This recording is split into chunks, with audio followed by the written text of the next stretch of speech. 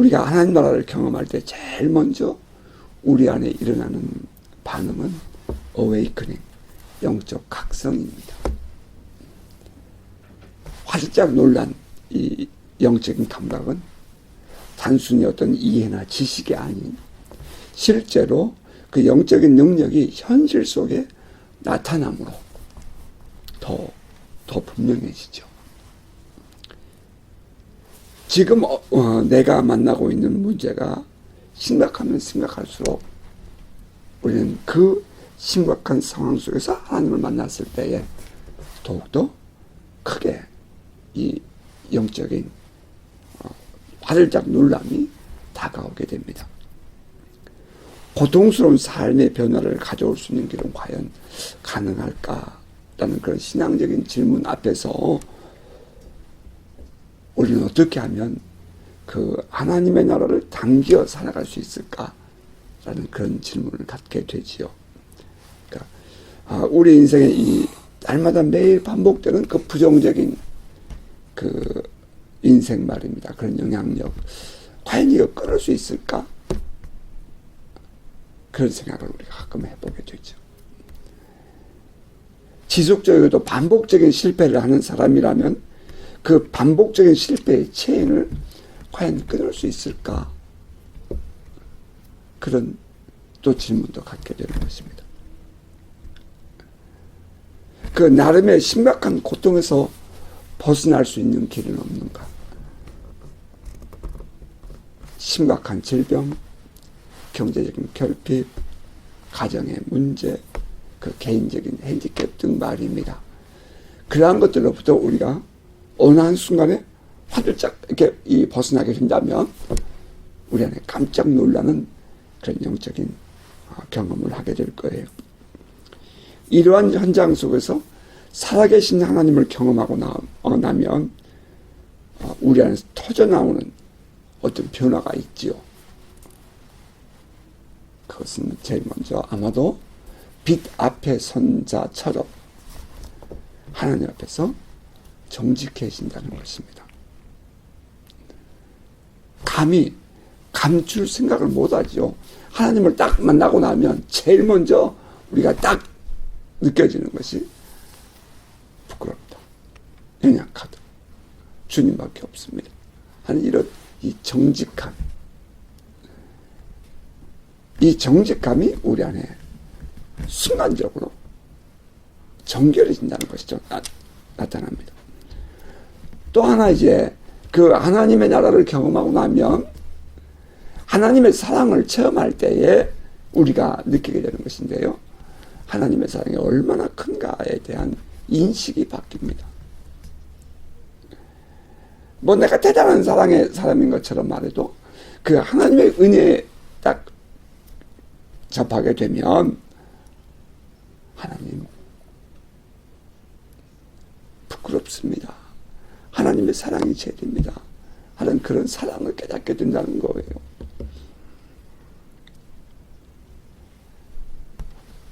또 이 하나님을 경험하는 그 하나님 나라를 만나게 되면 우리 안에 어떤 일이 순간적으로 생기냐면은 그 지난날에 우리의 신앙생활에 거짓됨을 깨닫게 돼요. 종교적인 신앙생활 말입니다. 하나님을 경험하고 나면 정말 산 신앙이 아니었던 지난날에 종교적인 신앙생활, 그냥 마치 사찰에 왔다 갔다 하면서 내가 불교인이라고 생각하는 사람처럼 말이죠. 마치 좀 미안한 표현이지만 저 캐톨릭이나 어떤 그런 이 성상 숭배하는 자들의 행동처럼 말이에요. 러시아 정교회를 방문해 봤더니 그곳에서는 2시간 동안을 성도들이 서 있습니다. 그리고 그 안에서 사제들이 이렇게 이 마치 법궤를 만들어 놓은 것 같은, 뭐 그들이 말하는 법궤죠. 그런 지성소를 안에 만들어 놓고 그 안에서 사제가 왔다 갔다 하면서 섬깁니다. 그러면 밖에서 성도들은 2시간 동안 서서 기도하고 또 바라보고 묵상하고 그러고 있습니다. 그러면서 그들은 이것이 마치 신앙생활을 잘하고 있는 것처럼 생각을 한 거죠. 이런 종교적인 신앙생활, 또 율법을 지키면서 율법을 지키는 것이 마치 신앙생활을 잘하는 것처럼 생각하는 것. 어떤 또 지식적으로 성경을 좀 안다고 해서 그것이 전부인 것처럼 생각하고, 혹은 내 안에 막 흥분되는 감정이 이것이 마치 신앙인 것처럼 이렇게 생각했던 그 어리석음을 우리가 하나님을 만날 때 깨닫게 된다는 거예요. 이제 그로 말미암아 우리 안에 일어나는 반응이 뭐냐면 회개가 터지는 거죠. 지난날 나의 연약했던 부끄러움, 나의 죄와 허물들이 부끄러워서 고백도 된다는 거예요. 토해내게 되는 거예요. 이제 그러면 그런 이 고백이 1시간, 2시간, 3시간도 가능해지죠. 뭐 어떨 때는 뭐 밤새껏 떼굴떼굴 구르는 경우도 있죠. 하나님을 경험할 때, 하나님의 사랑을 체험할 때. 또 뿐만 아니라 그 살아계신 하나님이 지금 나의 삶의 현장에 함께 계심을 경험하면서 우리 안에 바뀌어지는 것은 세계관입니다. 세상을 보는 눈이 달라지죠. 사람을 보는 눈이 달라져요. 내가 만나고 있는 나의 삶의 현실에 대한, 현장에 대한 이해와 해석이 달라집니다. 눈이 바뀌는 거예요. 마치 렌즈를 바꿔 끼는 것처럼. 빨간색을 끼면 빨간색으로 보이고 파란색을 끼면 파란색으로 보이는 것처럼 이런 세계관이 바뀌는 겁니다. 내 삶을 바라보는, 지금까지는 안 된다고 생각했던 그 부정적인 이 찌들어져 있던 그런 생각들이 이제 하나님을 턱 만나고 나면 가능하다. 긍정적으로, 적극적으로 바뀐다는 거예요. 하나님과의 만남을 경험하고 나면 이제 비로소 야, 나 하나님을 경험했다라고 말할 수 있는데, 여기에서 우리는 이제 하나님을 경험하면서 하나님께 순종하는 법도 배우고요. 때로는 하나님께서 나에게 말씀하시는 내가 도저히 받아들일 수가 없어요. 사람들을 바라보면 내가 바보처럼 보이는 거예요. 그럼에도 불구하고 그 하나님께 순종하는 법을 배우는 거죠. 순종해가는 삶을 사는 거예요. 하나님과 더 깊이 있는 친밀감을 유지해가는 것입니다. 다시 말하면 하나님을 믿는 믿음이 과연 어떤 것인가에 대한 새로운 감각을 갖게 된다는 것입니다. 우리가 하나님을 경험하기 이전과 하나님을 경험한 이후의 변화는 엄청난 차이입니다. 따라서 우리는 이렇게 사람을 경험해보면, 신앙인들을 경험해보면, 과연 이 사람이 진정으로 하나님을 만나고 경험하는 사람인가, 아니면 종교적인 신앙생활을 하고 있는 사람인가, 우리는 알 수 있답니다. 이제 오늘의 본문에 이 12년 동안 혈루증을 앓고 있던 여인이 예수를 만남으로 말미암아 변화된 이후에, 치유된 이후에 그가 깜짝 놀란 내용이 기록이 되어 있죠. 나는 이 여인의 이 모습이 바로 이 하나님을 경험한 사람의 모습 아니냐라고 말하고 싶어요. 그녀는 12년 동안 혈루증으로 고생을 했다 했습니다. 12해 동안 혈루증을 앓아온 한 여인이라고 했습니다. 그 여인이 가지고 있었던 이 문제는 아주 실제적이고 구체적인 것이었어요. 이 여인이 특별한 것이 아니라 오늘날 이 시대를 살아가는 많은 우리 사람들의 모습과 전혀 다르지 않는 그런 질병이었다는 것입니다. 아주 구체적이고 실제적인 질병.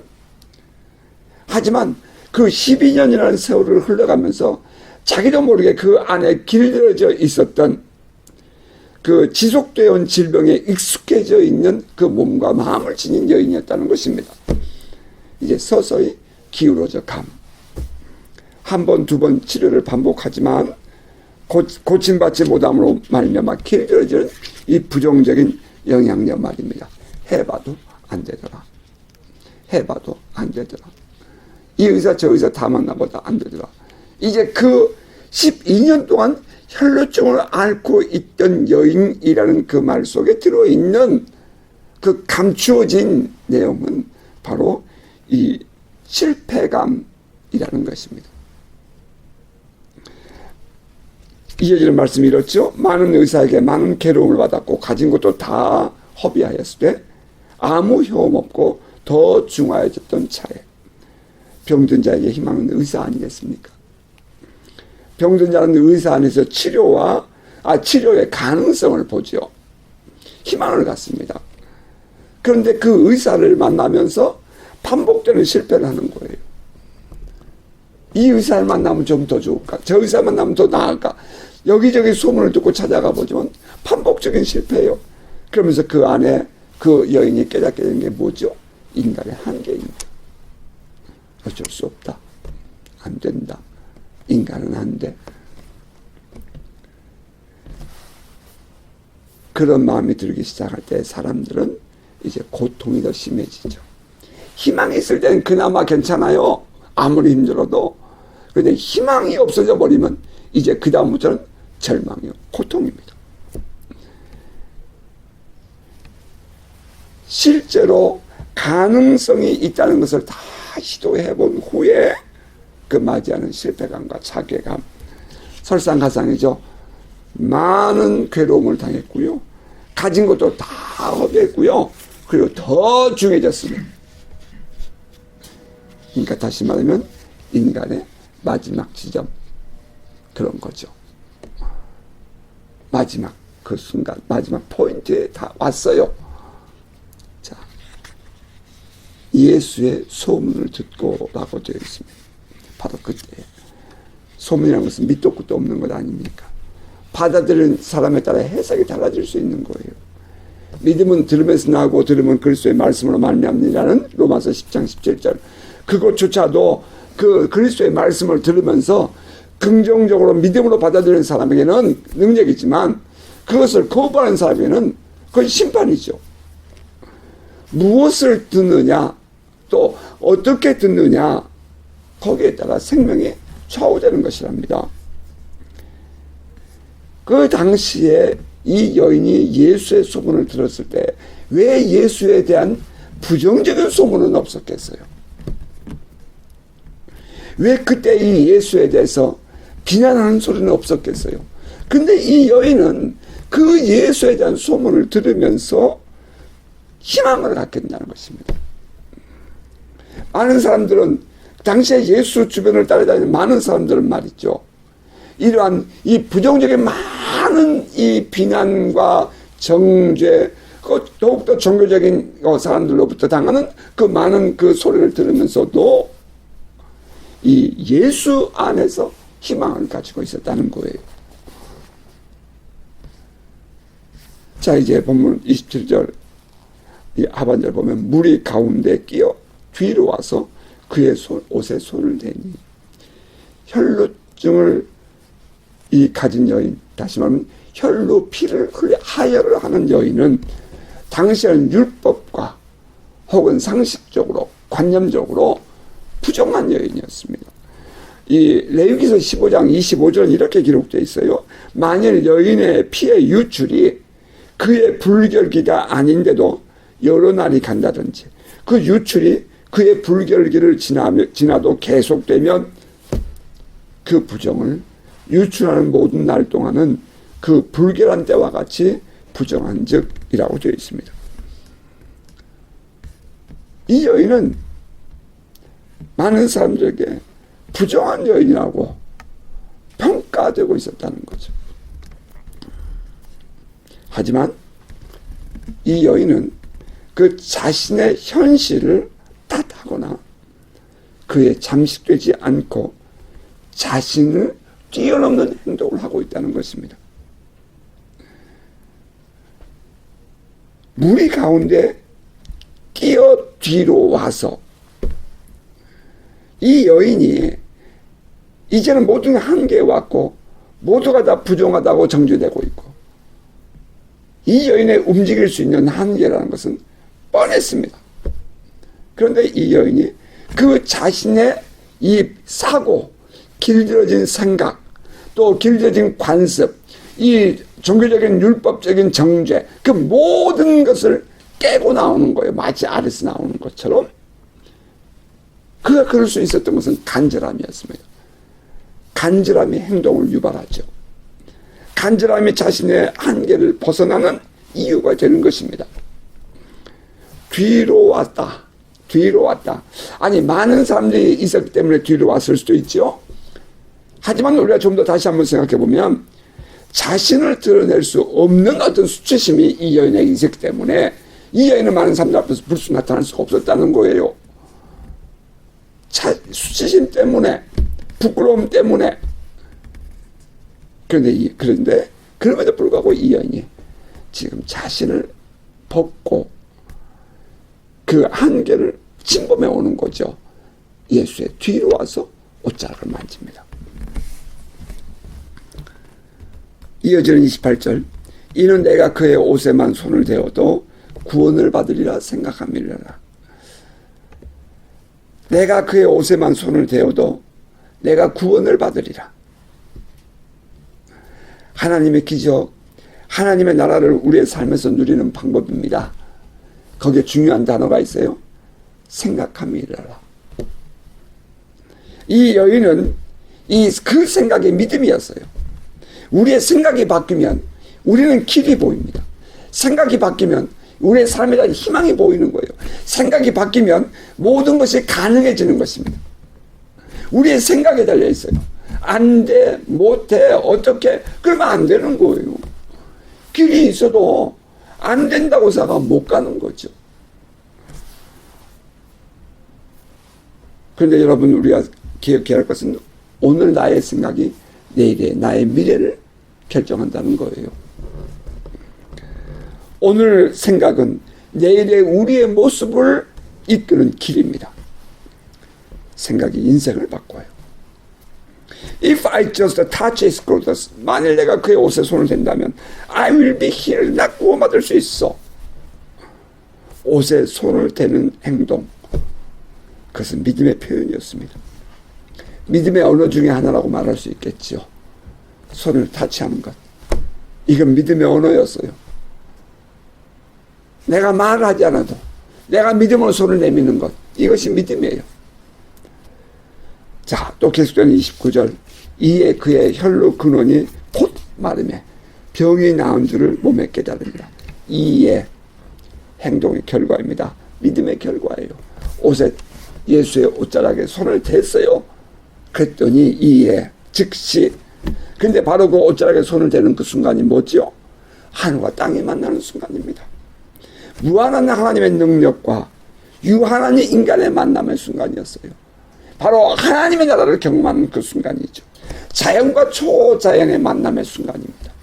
사람들은 하나님의 나라, 저 죽어서 나가는 것이지, 지금 오늘 우리는 그 하나님의 나라를 경험할 수가 있고, 우리가 손을 내밀어, 믿음의 손을 내밀어 주님을 향한 손을 뻗으면 우리는 주님을 만날 수 있고, 주님은 우리 가까이 계십니다.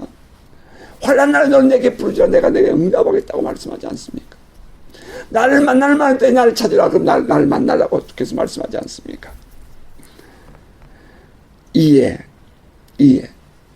여러분의 믿음의 결단이 있기를 바랍니다.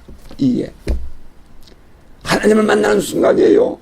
여러분이 그 만나는 순간, 결단하는 순간, 이제부터 여러분의 인생은 바뀔 것입니다. 여러분의 삶에는 하나님의 개입이 있을 것입니다.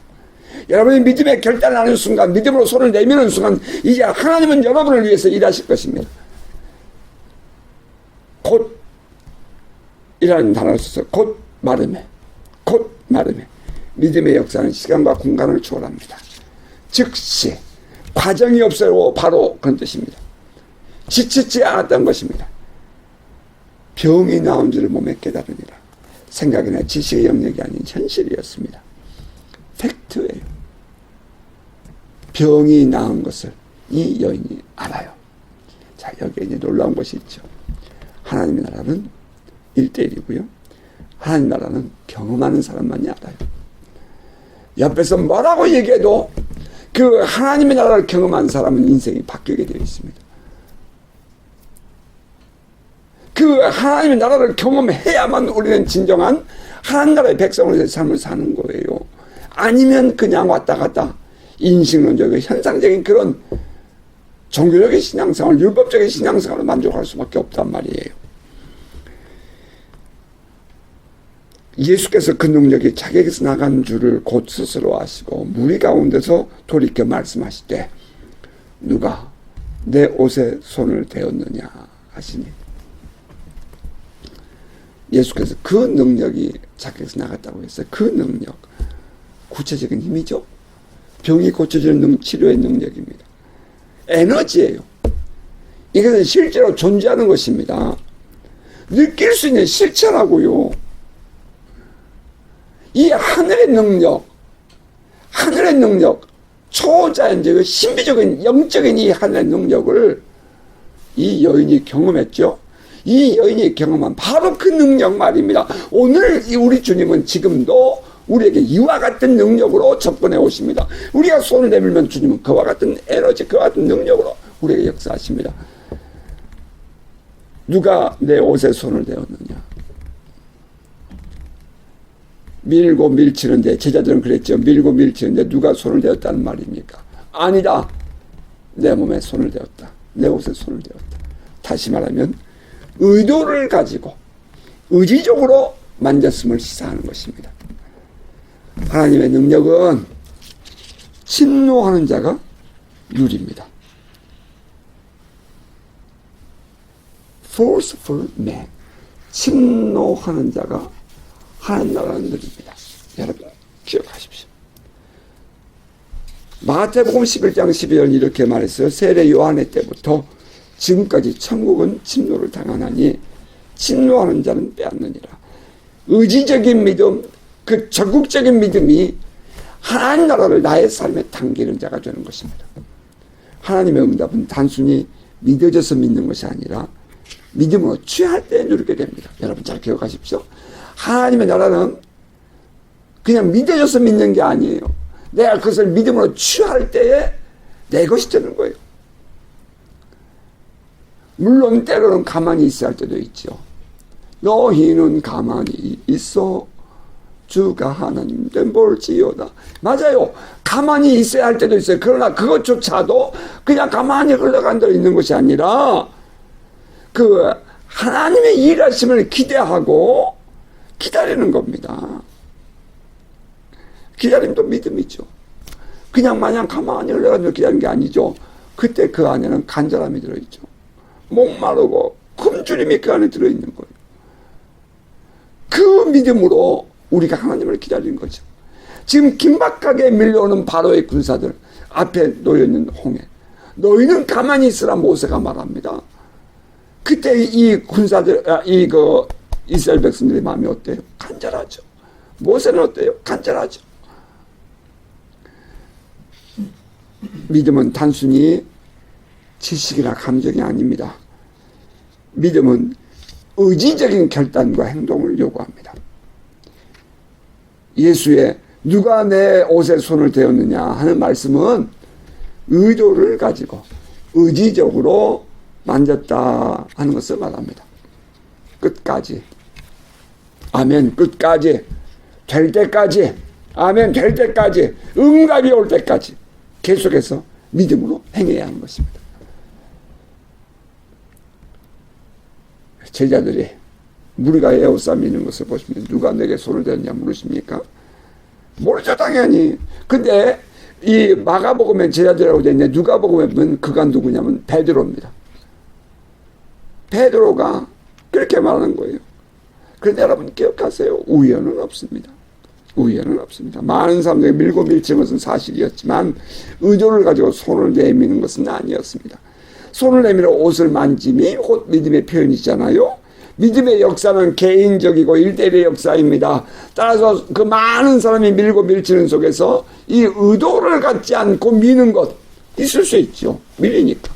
그런데 의도를 가지고 있는 그 감추어진 내적인 소망, 그 감추어진 내적인 갈망 혹은 믿음, 그것이 기적의 동인이었다는 것입니다.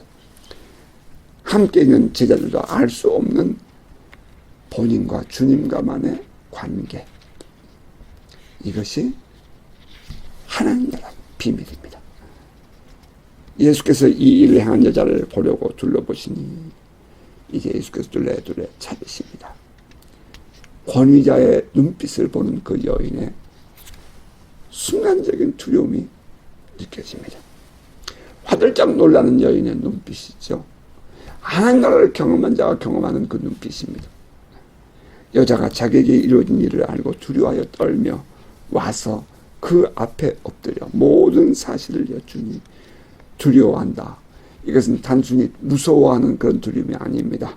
이것은 그 전능자의 권위 앞에서 깜짝 놀란 영상입니다. 이것이 바로 어웨이커닝입니다. 이것이 소위 말하는 영적 대각성이에요. 이 여인이 깜짝 놀라요. 하나님을 만난 사람, 인카운터한 사람들의 이 결정적인 열매죠. 어웨이커닝이 일어나야 돼요. 많은 사람들이 구경은 합니다. 놀라운 일들이 일어날 때 구경은 해요. 뭐 이번에도 내가 그 목동 교회에서 이 설교할 때에, 설교 마치고 사역할 때에 한 권사님이 펑펑 울어버렸어요. 사역을 그 기도를 받다가. 사람들은 구경은 하지요. 그러나 그 안에서 어떤 일이 일어난지는 모르는 거예요. 그분이 어떻게 변화가 될지는 나도 두고 봐야 되겠어요.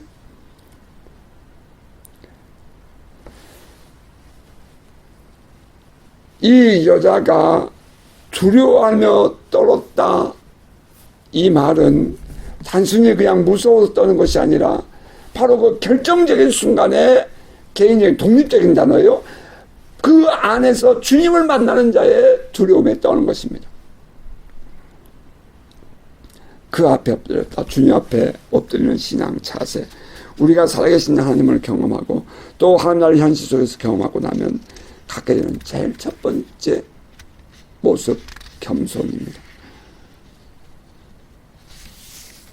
예수 앞에 무릎 꿇는 것이죠. 나의 산에 모든 것을 내려놓는 것입니다. 나의 모든 무거운 짐들을 주님께 맡기는 거예요. 그 앞에 엎드렸다.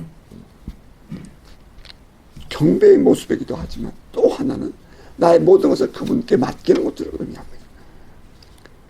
여자가 자기에게 이루어진 일을 알고 경험했죠. 알고 두려워 떨며 그 예수 앞에 나와서 그 앞에 엎드려 모든 사실을 여쭈니 이 모든 하나하나가 중요한 내용이죠. 이게 바로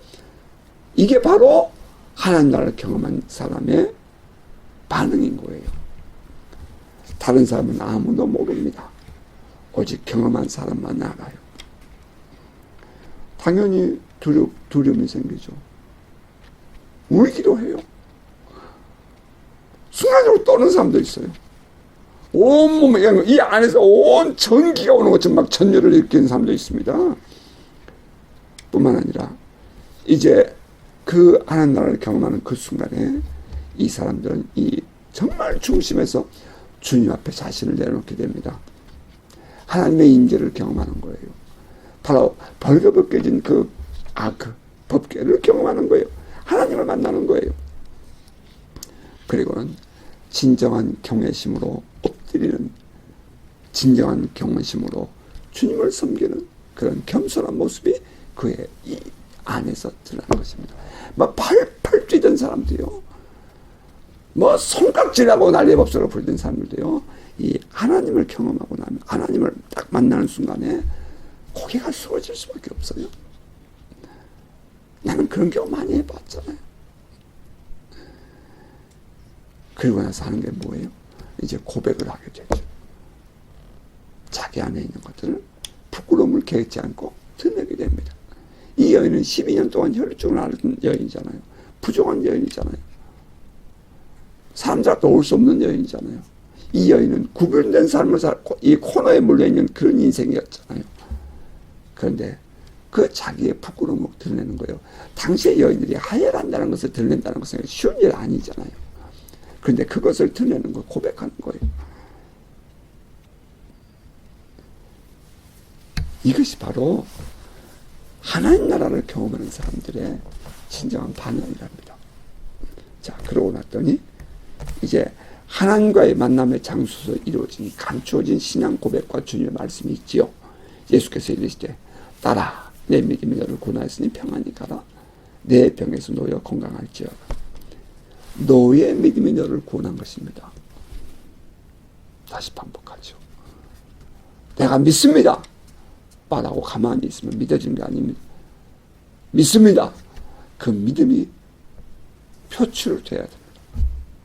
나의 한계를 뛰어넘고 나의 지식을 뛰어넘, 나의 모든 이 현실을 뛰어넘는 믿음이 돼야 돼요. 믿어지는 거죠. 믿어야 돼요. 믿어야 돼요. 그 믿음, 그 적극적인 믿음, 그 바뀌어진 가치관의 믿음, 그 믿음이 드러나야 되는 것이죠. 내 믿음이 너를 구원하느니라.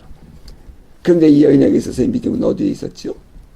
이 여인에게 있어서의 믿음은 어디에 있었어요? 생각에서부터 시작을 해요.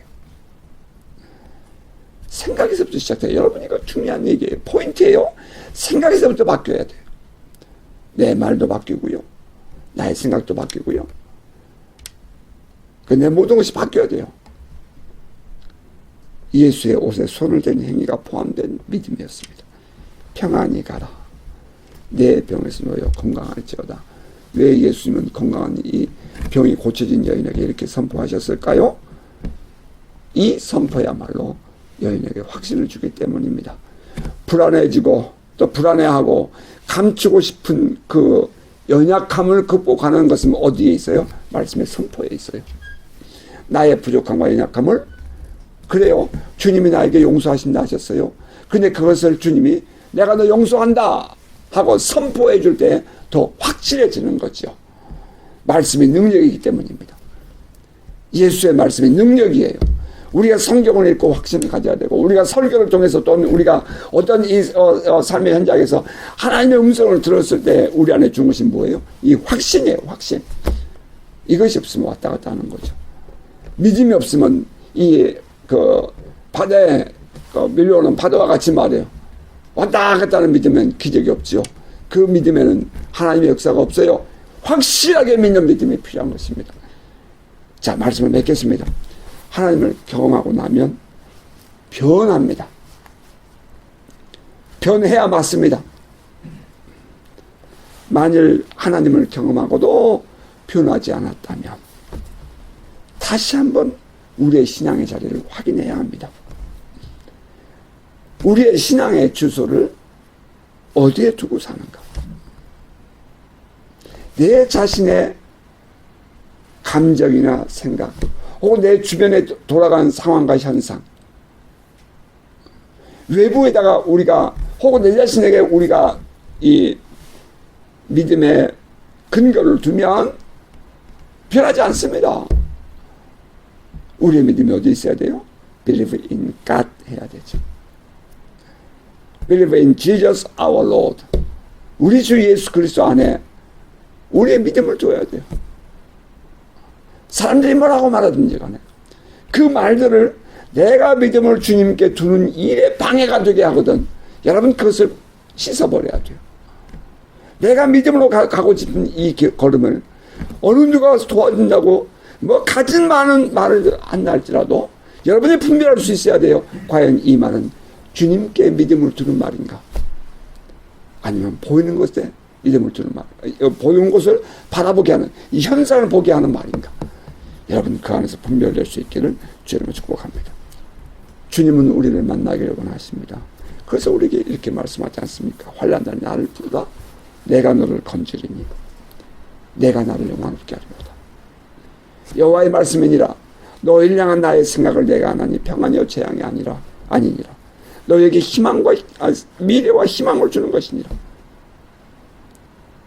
너희가 내게 부르짖으면 내게 와서 기도하면 내가 너희를 들을 것이요, 기도를 들을 것이요, 너희가 온 마음으로 나를 구하면 나를 찾을 것이요 나를 만나리라. 너희가 온 마음으로 나를 구하면, 다시 말하면 믿음을 가지고 흔들리지 않는 믿음으로 나를 구하면 나를 찾을 것이요 나를 만나리라. 너희는 여호와를 만날 만한 때에 찾으라. 가까이 계실 때에 그를 부르라. 주님은 우리를 만나주실 준비를 하고 계십니다.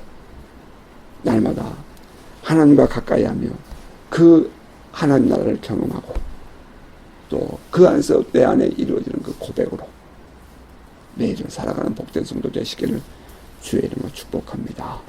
아멘.